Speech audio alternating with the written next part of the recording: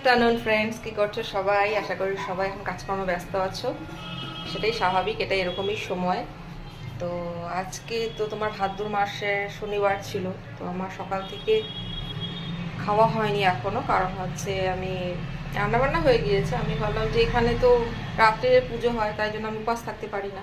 তো সকালবেলা স্নান টান করে একটু গিয়ে মন্দিরে ধূপ দ্বীপ জ্বালিয়ে আসলাম, এসে ঘরের পুজোটা সেরে তো এখনই একবারে খেয়ে নেবো। তো 12টা মনে হয় বেজেই গিয়েছে। তো দুপুরে খাওয়া সকালে খাওয়ার টাইমটা হচ্ছে অন্যরকম হয়ে গেল, জন্য এখনই একবারে খেয়ে নেবো, পরে একটু হালকা কিছু খেলেই হবে। তো সেই জন্যই ভাবলাম যে সকাল থেকে তোমাদের সঙ্গে আসা হয়নি, একটু কথা বলি, দেখি তোমরা কে কী করছো। আর চা খাওয়া হয়নি, আর চাটা না খেলে আমি একদমই এনার্জি পাচ্ছি না, কেন গতকাল থেকে মাথাটা এত চাপ ধরে আছে না। তো চা খাবো একটু কড়া করে।